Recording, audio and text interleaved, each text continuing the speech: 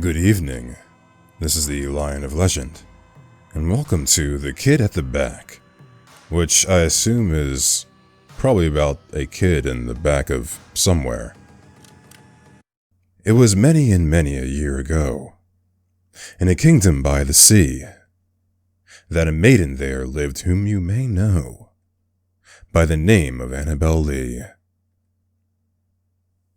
Is that supposed to rhyme? Day 1. The Beloved.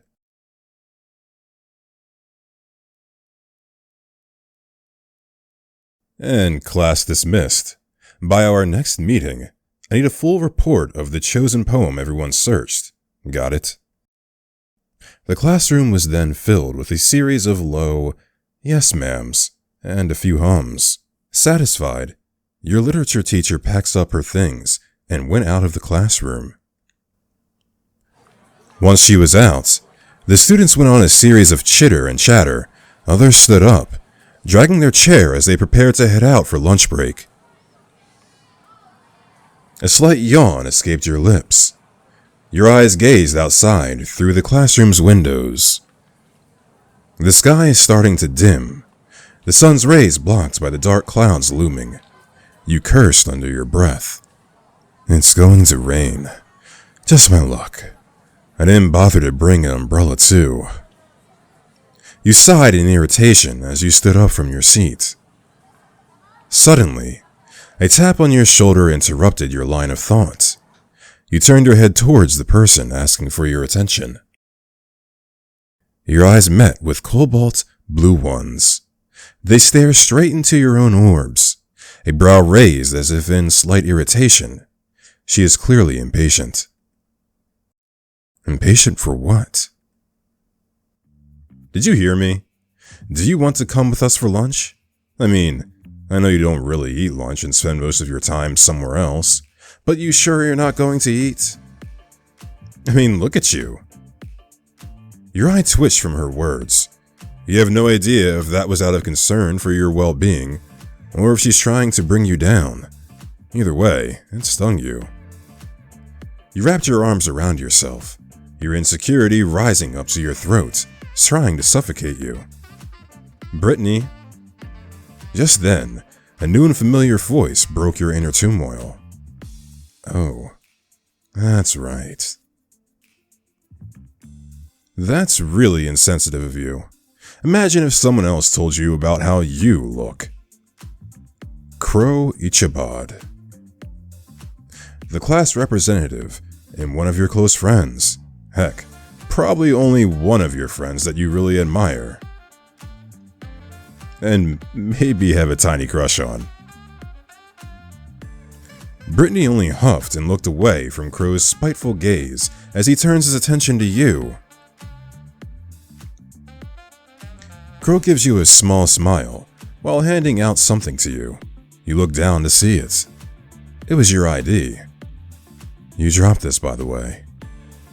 You grabbed your ID and looked down to see. Your name is... well, we'll do that. Oh, wait a minute. I didn't know I was going to get a last name. Alright. The ID shows my name, Lion Legend, along with my pronouns. Well, I am a he, so... You looked at the ID one more time and double-checked if it's correct. Name, Lion Legend. Pronouns, he, him. Yeah, that's right. You took your ID back from Crow and gave him a small thank you. He gave you a close smile, muttering a no problem as he went back to Brittany's side where the rest of his friends are. So, are you coming with us or not? Brittany said, clearly getting impatient by the second, her hand on her hip while waiting for your response. You then decided to. Well, am I the quiet kid in the back? Let's go with them. Well, do I want to go with them? Perhaps this is an opportune time to save the game and we can go to the rooftop, go with them, or go to the library. We'll go with them, sure. Brittany hummed a sound of content before turning her heel and heading toward the classroom's exit. In tow with her is 4 other people, one being Crow. Crow looks back at you by the door, waiting for you. You caught up with them and met eyes with Crow again. There is something in his gaze that sends a shiver down your spine. Maybe since we have a crush on Crow, potentially, I'm choosing the right route here. You quickly averted your eyes once you got out with Crow following behind you, and the group heading towards the school's cafeteria. The cafeteria was loud, students lining up to grab today's school lunch, while the rest went to a table with their packed lunches. So, Lion, do you want to come with us to get the school's food for the day? Or do you want to go grab a table with the others? Brittany said, her gaze fixated on you. Brittany, along with Crow, and a girl with an orange uniform, seemed to be grabbing school lunch. Meanwhile, the 2 guys with them have their own packed lunch, about to head off to find a seat for the group. You decided that you... wait a minute, so, who am I working with here? So, if I go with Brittany, if I go to get the lunch, I go with Brittany and the other girls. Meanwhile, 2 guys that have their own packed lunch about to head off. So I assume if I go buy lunch, I'm going to go with the 2 girls and Crow. And if I don't buy lunch, I'm going to go probably with the 2 dudes. We'll buy lunch. I'll buy. Alright then. Daryl, Gio, go find us some seats while we line up.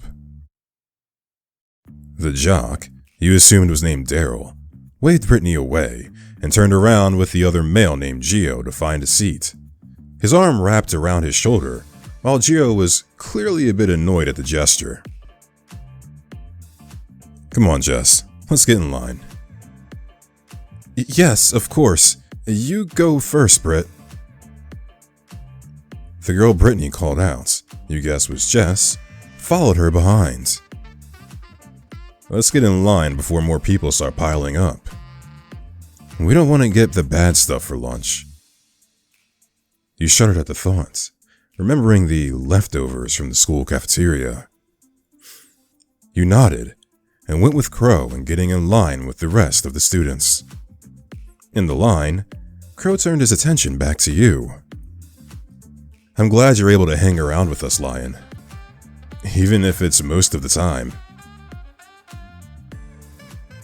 No problem. No problem, Crow. Maybe I just need a change of scenery, that's all. Crow just chuckled before picking his food behind the counter, paying for it afterwards as you did the same.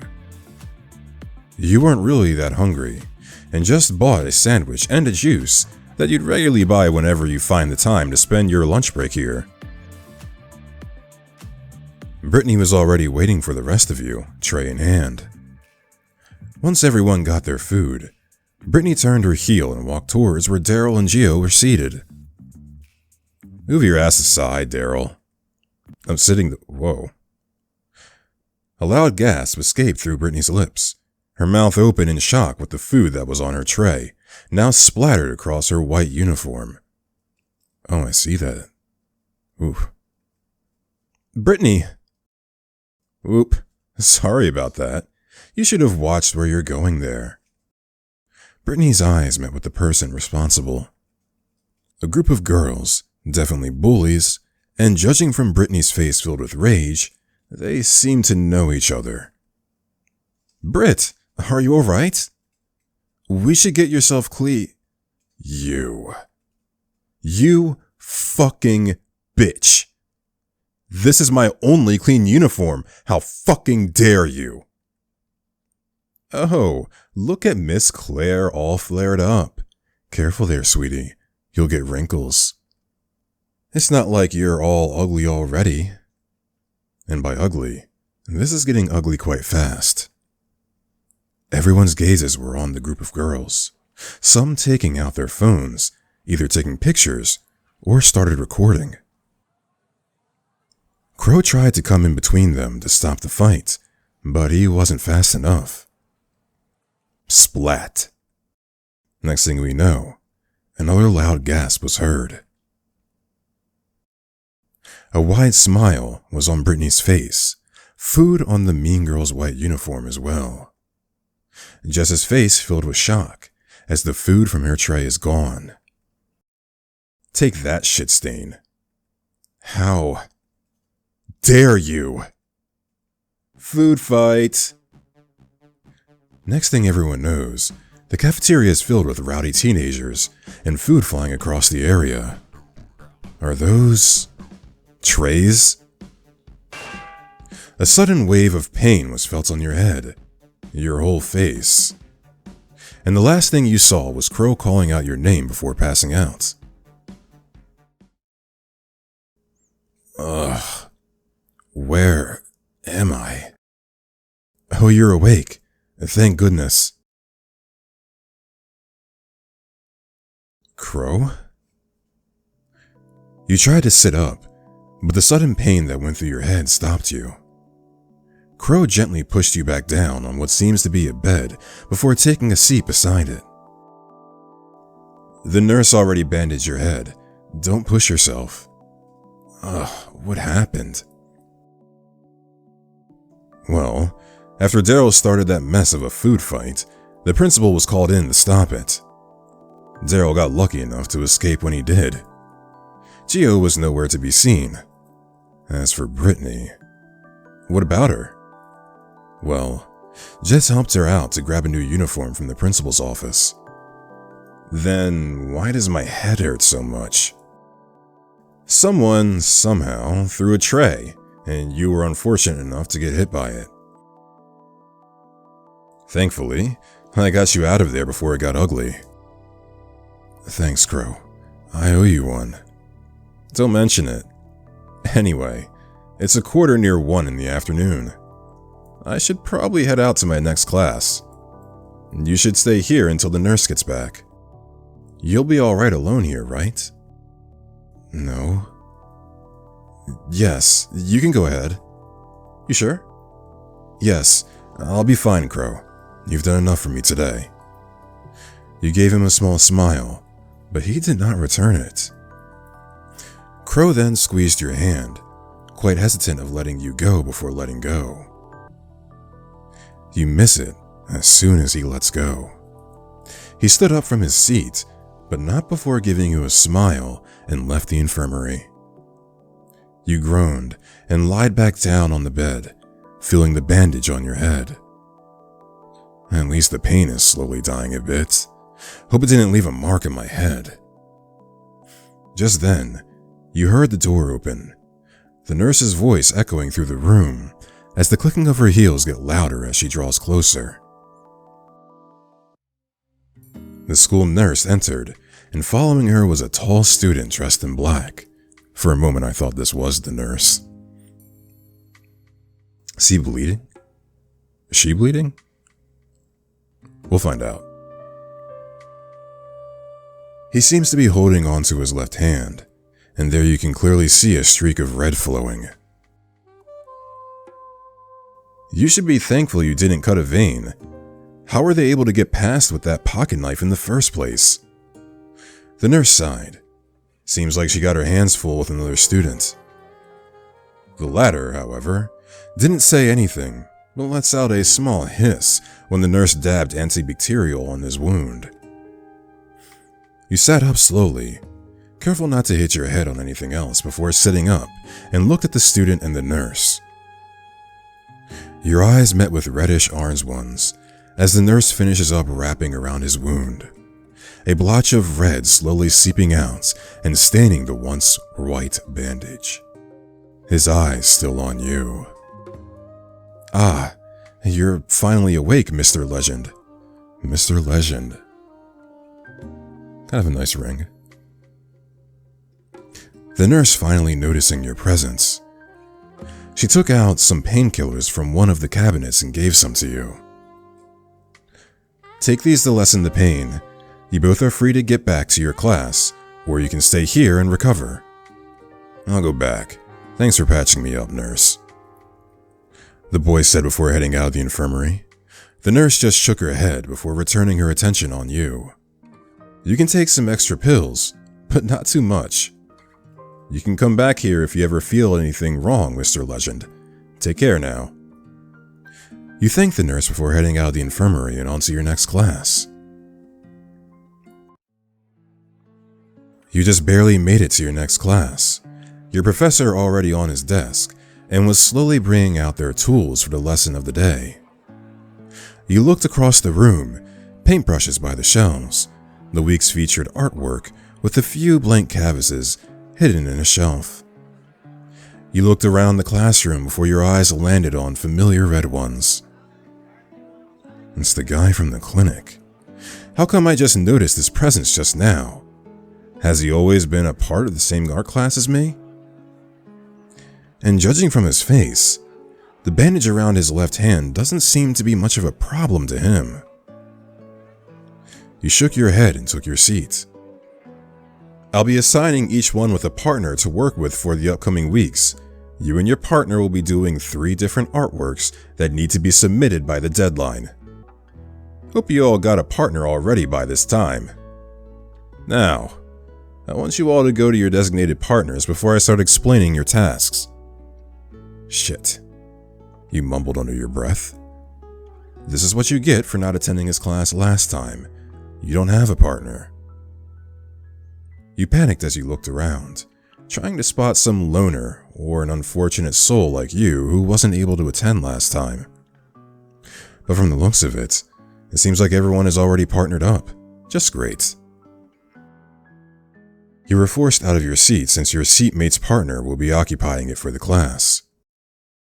Unlike the rest of the class, scurrying around to meet their partner, there was one who wasn't moving from his seat.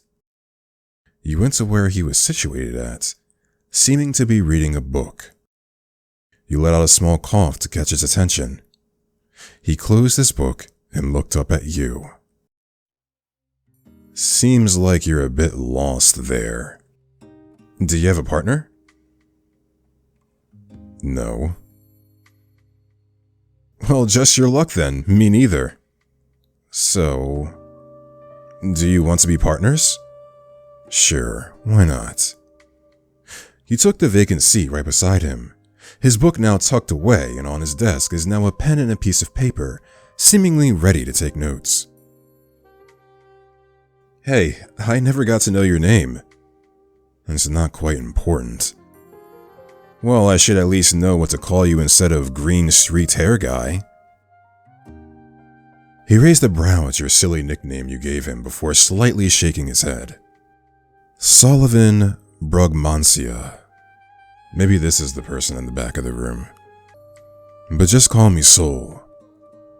Soul. We'll do the first option. I feel like the second one might be a little mean. Too early. Soul means sun or brightness, right? Soul nodded. I guess you can say that. I like it. It's a unique name. Thanks. Well, I'm Lion Legend. Nice to finally know your name, Soul. Soul nodded with a small smile before returning his attention back to the professor. For this term, I want you and your partner to pass 3 art pieces. First one would be a portrait of your partner, strictly on paper with charcoal as a medium. You groaned. Boomer art teachers. Your professor then proceeds to give the other 2 tasks before leaving you and the rest of the class to do your task for the day. Everyone started talking with their partners, some taking out their needed materials as the other one poses. You turn to Soul as he takes out his own charcoal pencil and his sketch pad for the class. I gotta tell you right now, Soul, Alright, well, I'm personally not that great at art, so we're gonna choose the first option. I'm sure you're fine. Everyone starts somewhere. Plus, I can't really judge you since I haven't seen your work before. Along with this damned injury on my hand. Oh, right. Let's not stress that hand anymore. Well, prepare to be amazed. That's the spirit. From the newfound determination and Soul's cheering, you took out your own sketchpad and charcoal pencil as you worked with his portrait. While you were sketching up, you can't help but avert your eyes on his bandaged hand from time to time. Seems you're quite curious to know what happened to this, huh? And you weren't slick with it either. You froze when he caught you red-handed, just like the red seeping out of his hand. You stopped drawing. Sorry, that was rude of me. It's fine. This is just the usual for me. I've gotten worse injuries than this. You raised a brow at that. Not the worse? If you don't mind me asking, what happened? He paused, inverted his eyes, but opens up to speak. Nothing much. Was minding my own business. Got assaulted. Had to defend myself. He talked as if it's another normal Monday for him. Your eyes furrowed. He noticed and just chuckled. No need to worry about me. All that matters is that I'm still here. You didn't say anything, however, continuing on with the drawing. Your movements slow and now refusing to look at his injured hand. This school was way more fucked up than I thought it would be. The bell rang, and sadly you weren't done with his portrait yet. Can I see it? Wait! Huh? I mean, I'm not finished yet. I'll show it to you once I'm done with it. Plus, you still need to draw me once your injury gets better. You closed your sketchpad and fixed your things. Soul shrugged and agreed as he fixed his own things. The rest of class went out of the classroom, along with you and Soul, as you continued on in the hallway. Do you have a phone? We should exchange numbers and update each other so we can do the next 2 more tasks. Soul then takes out his own phone and asks for your number. You recite it out as he inputted it on his phone. Let me try and send you a message. You nodded and looked at your phone screen and see a new notification from an unknown number. This must be Soul's. What? Sup? You type so differently from how you look. What's that supposed to mean? Nothing. You chuckled. He rolled his eyes. You're a good guy, Soul. How about we hang out again tomorrow? By your request, Soul's eyes widened in disbelief. He lets out a breath that he was somehow holding before sighing. Of course. I'll see you tomorrow then. You nodded and walked off, giving him a wave goodbye, him returning with his own small wave. As you walked through the hallway, your eyes caught on something on the nearby bulletin board. A poster was plastered on the large board. The Hallows Ball. Come enjoy the festive spirit of Hallows Eve. A Halloween party, huh? By the time you arrived at your small apartment, it was already past 5 p.m. You stretched out your arms and let out a small groan. You locked your doors and decided to just order takeout for dinner. You went to your living room and plopped down on the couch and took out your phone, scrolling through until a ping notified you of a new message. Hello, Daryl. Anyone want to go to the Halloween party this Friday? It's gonna be awesome. Aren't we all a bit too old for costume parties? Is it required? You two are no fun at all. I won't go if it's not a school requirement, much less a waste of my time. Is it? No, it isn't. But it'll be a great and fun experience for all of us. I mean, we should loosen up a bit, you know? I agree with Crow. Count me in. Pass. I've got more important things to do than that party. Now, will you excuse me? I'll be doing my leftover tasks for tonight. Gio has gone offline. Sheesh. A stick in the mud as usual. How about you, Lion? Me? You joining? It'll be fun. You were honestly surprised they somehow remembered you. Checking your calendar through your phone, you didn't seem to have any plans in the near future, or plans at all.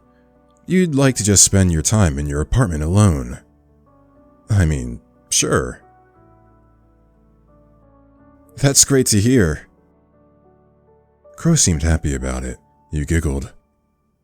This also reminds you of something. Or rather, someone. Opening another chat, you tapped in Soul's newly added contact and sent him a message by sending the image of the same poster Daryl sent. A Halloween party, hosted by the school? Yeah. I'm not quite into parties. Oh, well, that's alright. Just asking, that's all. Wait. If you're coming, then I'm coming as well. Really? Really. Do you plan on dressing up? I don't know, do you? I mean, it's a costume party, so why not? I'll try to think of something then. You swear you can feel the smile behind those words. With a quick word of goodbye, you set your phone down when you heard your doorbell. That must be the food delivery. Afterwards, you ate your dinner and prepared yourself for bed. You thought of today and the events that occurred. And meeting Soul, of course. He's a really nice guy. It's a wonder how I never met him despite sharing a single class with him. Oh well. You entered your bedroom, letting out a big yawn as you stretched your body. You turned to your laundry slowly piling up and scratched your head. We'll probably do laundry tomorrow. But for now, you plopped yourself on the soft cushions of your bed, getting into a comfortable position and slowly dozing off as you closed your eyes, embracing sleep as the night goes.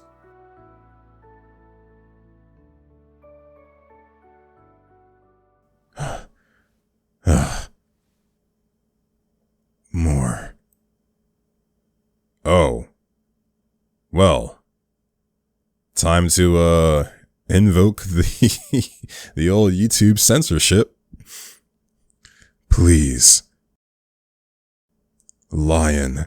Oh. Well. This was unexpected. We'll just roll with it.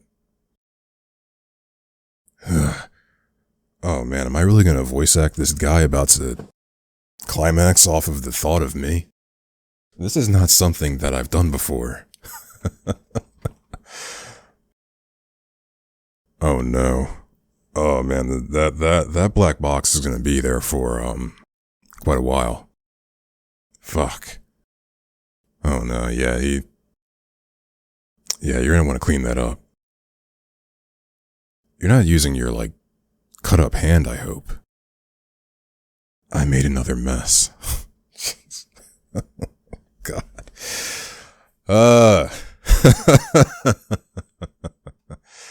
Oh boy. And yet these still smell like you. What do you mean? What smells like me? What did you take from me that smells like me? I didn't see anything in our interactions that remotely suggested that I gave anything to you. It smells like my luck is finally turning around for the better. You know, so when these two kind of started talking, I started thinking, okay, so, and by these two, I mean Soul and my character. I was thinking, okay, now I think my character is starting to perhaps, maybe there's a potential of my character feeling Soul more than Crow, but I did not expect for, this to happen, or at least not happen this soon. I mean, I didn't expect the picture, but, you guys understand what I'm saying, right? You'll understand. I can't wait to see you tomorrow, Lion. Oh, boy. Oh, geez, narrating this is going to be a good time. My one and only soul. Why is the text in red? Oh, this is not good. End of day 1. Thank you for playing the demo/day 1. If you'd like to support me on my journey, give me a follow on my Twitter/X account at Fantasia_Kit with 2 T's. Hope to see you soon. Bye.